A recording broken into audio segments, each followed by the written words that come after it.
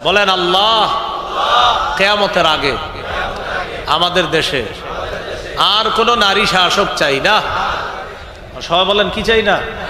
আরো জোরে সবাই বলেন কেন?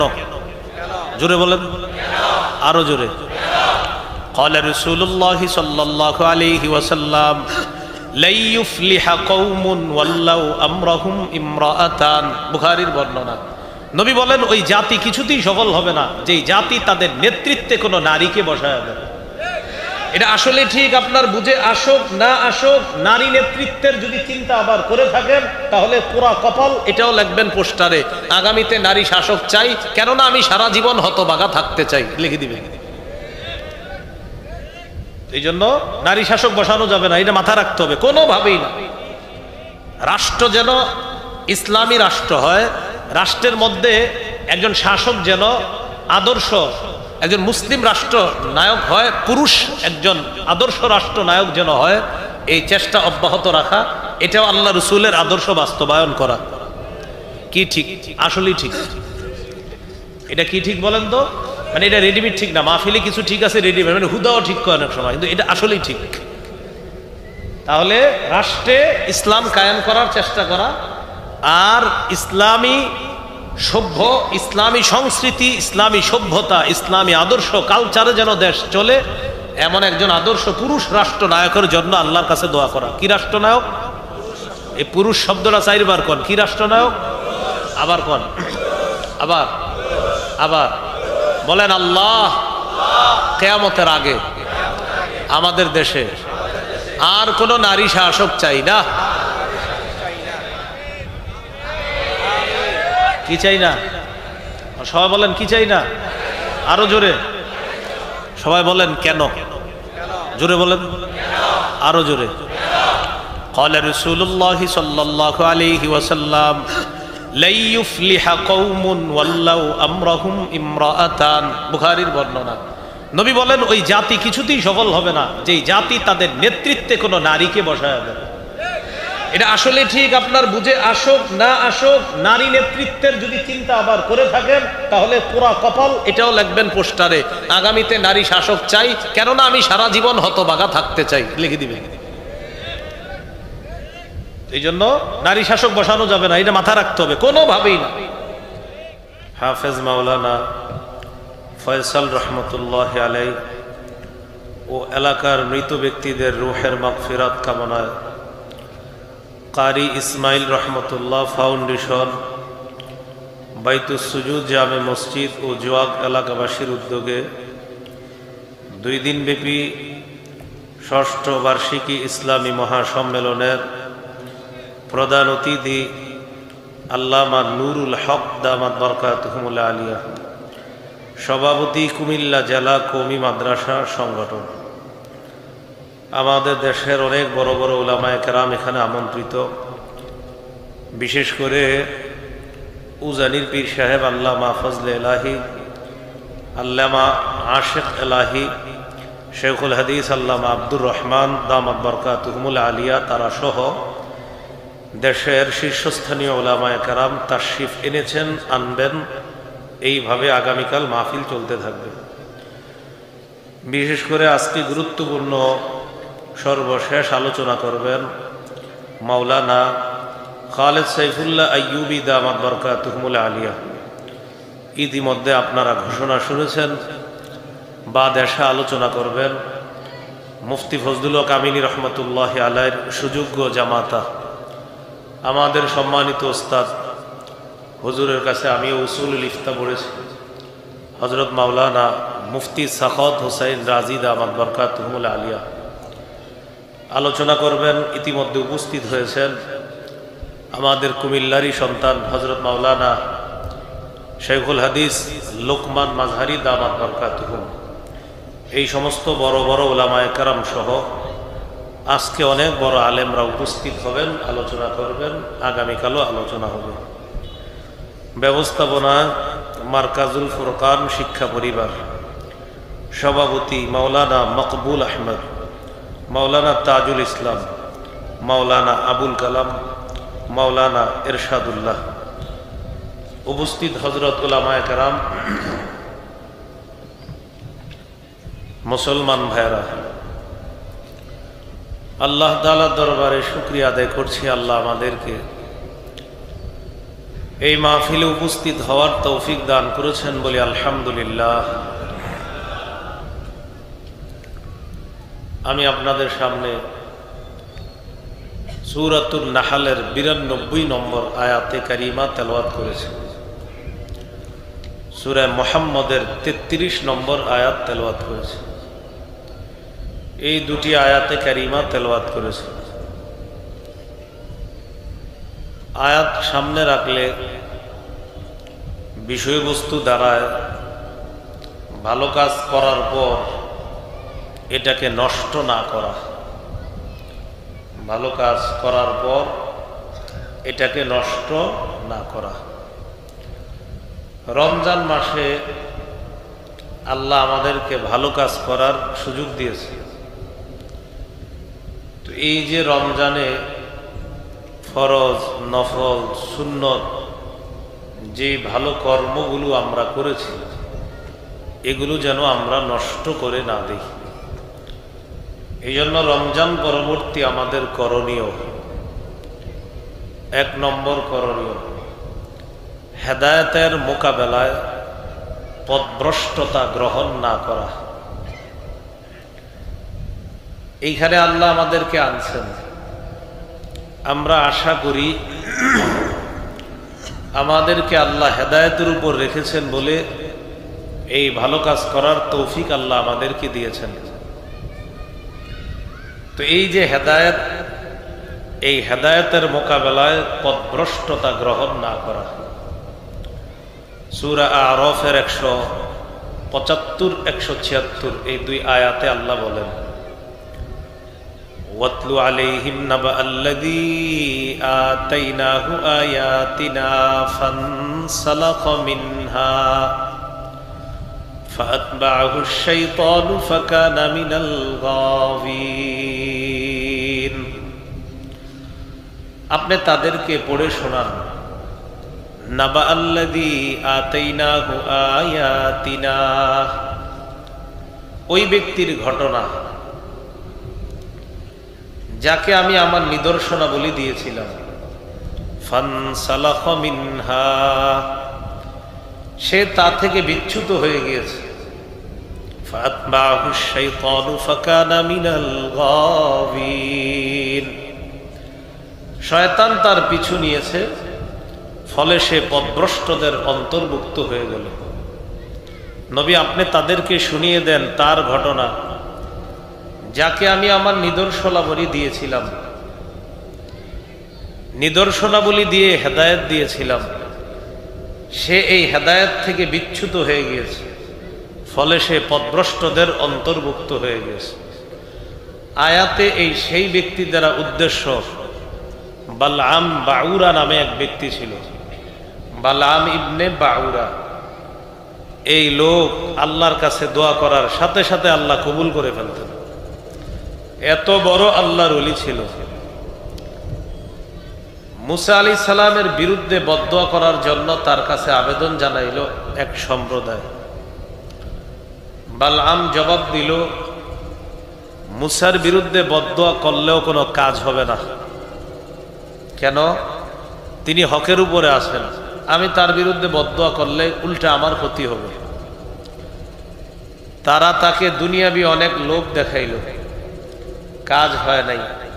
পরে তার বিবির মাধ্যমে তাকে রাজি করাইছে মুসা নবীর বিরুদ্ধে বদদোয়া করার জন্য। এক পর্যায়ে পাহাড়ের উপর উঠে সে বদদোয়া করছে, জিহ্বাটা বের হয়ে কুকুরের মতো নাবির কাছে চলে আসছে। আল্লাহ তাআলা বলেন, ওয়ালাউ শি'না লারাফা'নাহু বিহা ওয়ালাকিন্নাহু আখলাদা ইলাল আরদি ওয়াত্তাবা'a হাওয়া। আমি যদি চাইতাম তাহলে তাকে নিদর্শনাবলীর মাধ্যমে তার মর্যাদা বাড়াইতে পারতাম। কার? বালআমের। ওয়ালাকিন্নাহু আখলাদা ইলাল আরদি ওয়াত্তাবা'a হাওয়া, কিন্তু সে দুনিয়ার দিকে ঝুঁকে পড়েছে, টাকা পয়সার পিছনে ছুটে নিজের নফসের অনুসরণ করে মুসা নবীর বিরুদ্ধে বদদোয়া করছে। ফামাসালুহু কামাসালিল কালব, আল্লাহ বলেন তার দৃষ্টান্ত কুকুরের মতো। বলি নাউযুবিল্লাহ। ইন তাহমিল আলাইহি ইয়ালহাস আও তাতরুকহু ইয়ালহাস, কুকুরকে যদি তুমি তার উপর কিছু বোঝা দাও তাও সে তার জিহ্বা বের করবে। কুকুরকে যদি তুমি বোঝা না দিয়ে এমনে ছেড়ে দাও তাও সে তার জিহ্বাটা বের করবে।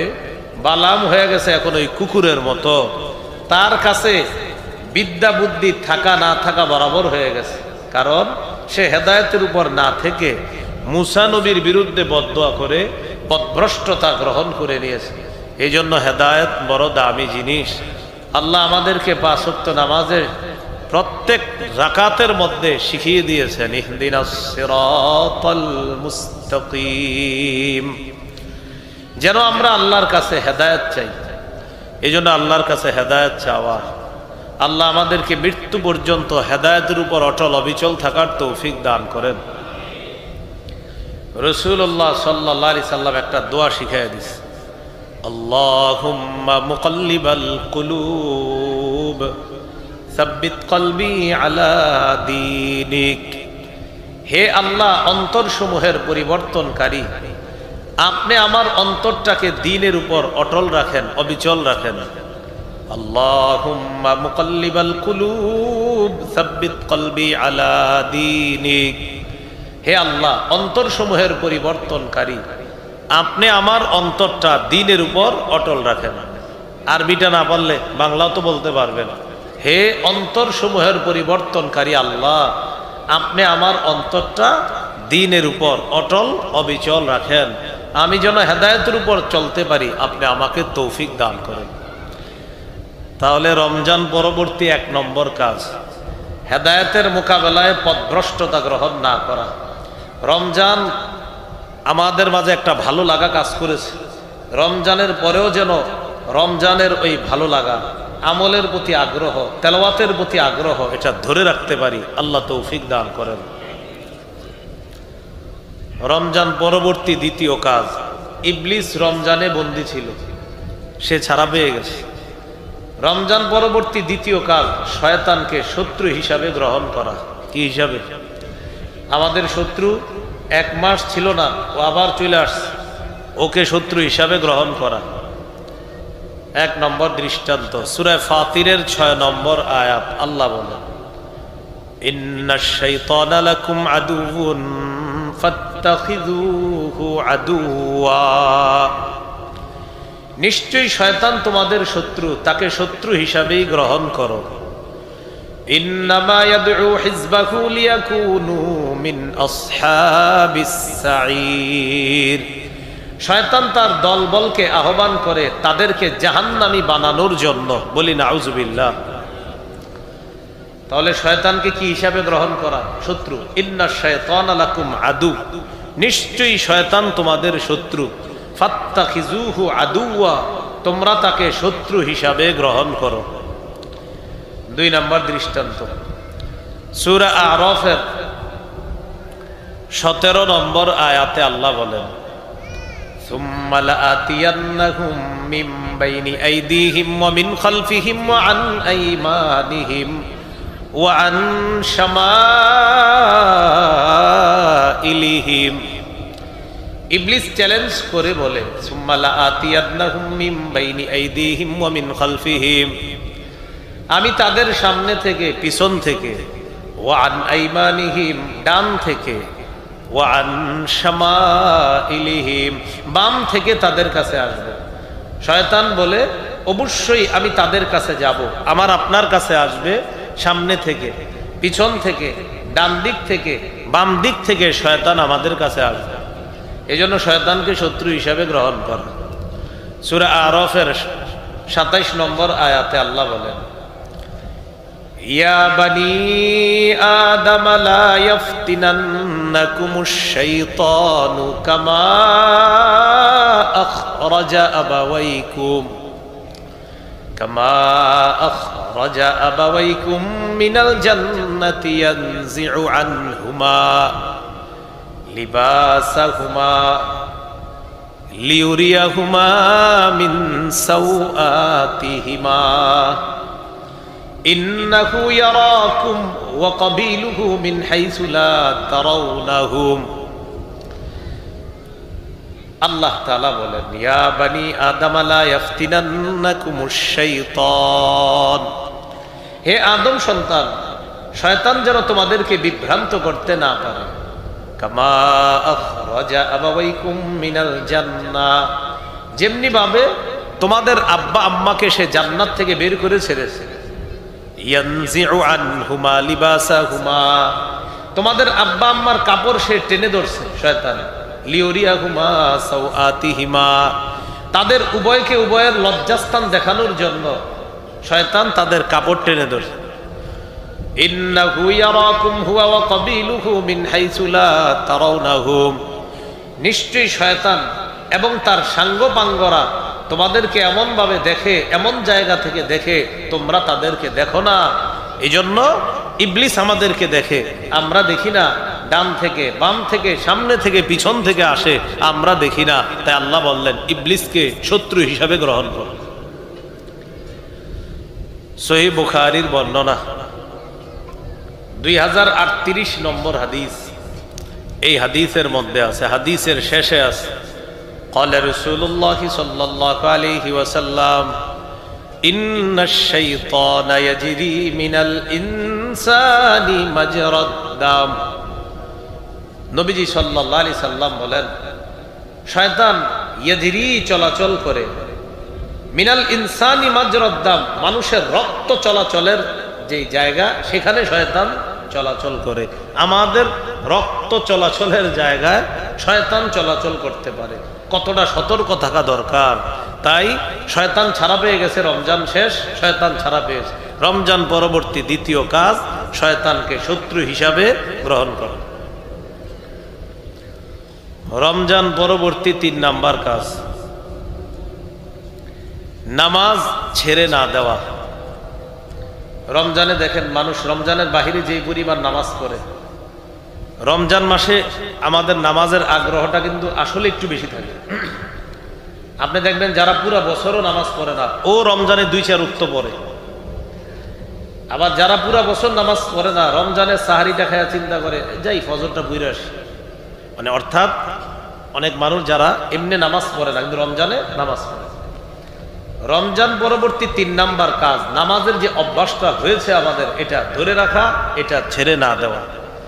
যেমন রমজানে আপনাদের অনেকের অভ্যাস হয়েছে কিছু কিছু নফল নামাজ পড়া, 2-4 রাকাত বেশি নফল পড়তেন মাগরিবের পরে অথবা জোহরের পরে, আপনি এটা সারা বছর ধরে রাখার চেষ্টা করতেন। তো 3 নাম্বার নামাজ, এই নামাজের ব্যাপারে অবহেলা না করা। যেহেতু রমজানে অভ্যাসটা তৈরি হয়েছে আমাদের, অভ্যাসটা আমরা ধরে রাখার চেষ্টা করব। আল্লাহ তৌফিক দান করেন। সূরা বাকারা 238 নম্বর আয়াতে আল্লাহ বলেন, হাফিজু আলাস সালাওয়াতি ওয়াস সালাতিল বুসতা,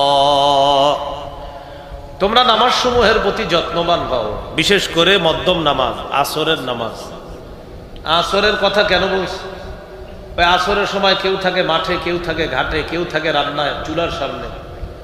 বাজারে যারা যায় এরাও আসরে অলসতা করে, মাঠে একদল খেলতে যায় এরাও আসরে অলসতা করে, মা বোনরা চুলায় রান্না করে, একটু পরে আরেকটু পরে ভাতটা সিদ্ধ হোক, তারপরে ভাতটা সিদ্ধ হোক, আলুটা সিদ্ধ হোক, তারপরে আসর নামাজটা পড়ি। এই করতে করতে সূর্য হলুদ বানায় দেয়। আবু দাউদের 413 নম্বর হাদিসের বর্ণনা, قال رسول الله صلى الله عليه وسلم تلك صلاة المنافقين تلك صلاة المنافقين تلك صلاة المنافقين। নবীজি বলেন, যে ব্যক্তি ইচ্ছা করে সূর্যটাকে হলুদ বানায় আসরের নামাজ পড়ে, মানে পরেরা বলে নাই, পরে ইচ্ছা করে সূর্য হলুদ বানায় আসরের নামাজ পড়ে, নবীজি বলেন এটা মুনাফিকের নামাজ, এটা মুনাফিকের নামাজ, এটা মুনাফিকের নামাজ। আল্লাহ আমাদেরকে হেফাজত করেন। মানে নামাজ ছেড়ে দেয় এটা বলে নাই, পড়ছে। তো নবীজি বলেন এটা কেমন নামাজ পড়ছে? সূর্য হলুদ করছে, করার পর কোন মতে হাদিসে আসছে নাকারা আরবাআ, 4টা ঠোকর দিছে, আল্লাহু আকবার আল্লাহু আকবার, এরকম 4টা। আসর কয় রাকাত? 4 রাকাত, 4টা ঠুকর দিছে মোরগের মতো। নবীজি বলেন এটা মুনাফিকের নামাজ, এটা মুনাফিকের নামাজ, এটা মুনাফিকের নামাজ। প্রিয় মুসলমান ভাই, পর্দার আড়ালের মা বোনেরা, মেহেরবানি করে আসরের নামাজে আমরা এই অলসতা করব না। আল্লাহ কথাগুলা মনে রাখার তৌফিক দান করেন। এশার নামাজ, ফজরের নামাজেও গুরুত্ব দেওয়া। রাতে অনেক সময় শরীরে ক্লান্তি থাকার কারণে অনেকে এশা পড়ে না, আরেকটু পরে পড়বো। শয়তান একটা ধোকা দেয় এশার ব্যাপারে। কি ধোকা? এই এশার নামাজ দেরি করে বললো কিছু হয় না, একটু পরে পড়। তো এটা করতে করতে 12টা বাজায়। শয়তান তখন আইসা ধোকা দেয় আবার 12টার পরেও এশা পড়া যায়, সমস্যা নেই, তুমি মোবাইল চালাও। এটা করতে করতে হে ঘুমায়া যায়। এদিক দিয়ে ঘুমাইছে দেরি করে, ফজরের নামাজে ওঠে নাই। ওই ফজরের পরে আপনার, কারণ উনি দেশ নিয়ে এত টেনশনে ছিল, দেশের ব্যাপারে সর্বশেষ একটা স্ট্যাটাস ফেসবুকে দিয়ে এরপরে 4টা বাজে ঘুমাইছে। আর দেশ নিয়ে খুব চিন্তিত, দেশে হুজুররা এইভাবে চললে ঠিক ছিল, ওইভাবে চললে ঠিক ছিল না। হুজুরদেরকে ইসলামের রূপরেখা দেখায়া উনি একটা স্ট্যাটাস দিয়ে ঘুমায় গিয়া ফজরের নামাজটা পড়ে নাই। আসলে কিন্তু উনি টেনশনে পড়ে নাই, এমনি পড়তো। তো এই যে কাজগুলা, এটা করা যাবে না। قال رسول الله صلى الله عليه وسلم من صلى العشاء في جماعة فكأنما قام نصف الليل। নবীজি বলেন কেউ যদি এশার নামাজ জামাতে পড়ে, পড়ার পর সে যদি ঘুমিয়েও যায়, অর্ধেক রাত দাঁড়িয়ে দাঁড়িয়ে ইবাদতের সওয়াব আল্লাহ তাকে দিয়ে দেয়। এশা পড়ে ঘুমিয়ে গেছেন, অর্ধেক রাত দাঁড়িয়ে থেকে ইবাদতের সওয়াব। ومن صلى الغداة في جماعة فكأنما صلى الليل كله। সারা রাত ঘুমার পর, ঘুম থেকে জাগ্রত হওয়ার পর কেউ যদি ফজরের নামাজ জামাতে পড়ে, নবীজি বলেন যেন সে সারা রাত আল্লাহর দরবারে নামাজের মধ্যে কাটায়া দেয়। এশা জামাতে পড়ে ঘুমায়া যাবেন, অর্ধেক রাত ইবাদতের সওয়াব। ফজরের নামাজ জামাতের সাথে পড়বেন, ঘুমায় গেছেন কিন্তু সারা রাত ঘুম থেকে উইঠা ফজর পড়ছেন জামাতে, সারা রাত নামাজ পড়ার সওয়াব। তাহলে রমজান পরবর্তী 3 নাম্বার করণীয়, নামাজের যে অভ্যাসটা রমজানে আমাদের ভালো লাগা তৈরি হয়েছে নামাজের প্রতি, এই ভালো লাগাটা ধরে রাখবো। বলেন ইনশাআল্লাহ। আল্লাহ তৌফিক দান করেন। নাসাইর হাদিস 466 নম্বর হাদিস। এই হাদিসের মধ্যে আছে قال رسول الله صلى الله عليه وسلم إن أول ما يحاسب به العبد يوم القيامة صلاته فإن وجدت تامة كتبت تامة। রাসূলুল্লাহ সাল্লাল্লাহু আলাইহি সাল্লাম বলেন, নিশ্চয়ই কিয়ামতের ময়দানে সর্বপ্রথম বান্দার নামাজের হিসাব হবে। নামাজ যদি পরিপূর্ণ পাওয়া যায়, কুতিবাত তাম্মা, সওয়াবটাও পরিপূর্ণ লিখে দেওয়া হবে। আল্লাহ আমাদের সকলকে নামাজের প্রতি যত্নবান হওয়ার তৌফিক দান করেন। তাহলে রমজান পরবর্তী 3 নাম্বার কাজ, নামাজে অবহেলা না করা, নামাজের প্রতি যত্নবান হওয়া। রমজান পরবর্তী 4 নাম্বার কাজ, দেখেন কিছু মানুষ রমজানে কোরআন পড়ছে, 11 মাস না পড়লেও রমজানে 2 খতম পড়ছে, কেউ 3 খতম, কেউ 1 খতম। পড়ার পর 27 রাতে গিয়ে ইমাম সাহেবের কাছে দোয়া চাইছে, একটা চিঠিতে ছোট্ট করে নাম লেখা, হুজুর 1 খতম কোরআন পড়ছি, এটা বক্সায়া দিয়ে, মানে এতদিন এটা ঘুরতেছিল, তো হুজুরে গিয়ে বলছে এটা বক্সায়া দিয়ে। এইভাবে লেখা, এটা কি করে দিবেন? বক্সায়া দিবেন। আচ্ছা, বক্সানোর আগে ঠিক আছে, মনে করেন হুজুর বক্সায়া দিল, এর আগে কই ছিল এটা? এই যে আপনি 1 খতম পড়লেন, তখন ছিল কই এটা? হুজুর বক্সানোর আগে কই ছিল? এই জাতীয় কথা লিখবেন না খাতায় যে বক্সায় দিচ্ছে। আপনি যখন যে নিয়তে পড়তেছেন, আল্লাহ সাথে সাথে ওই নিয়ত কবুল করতেছে।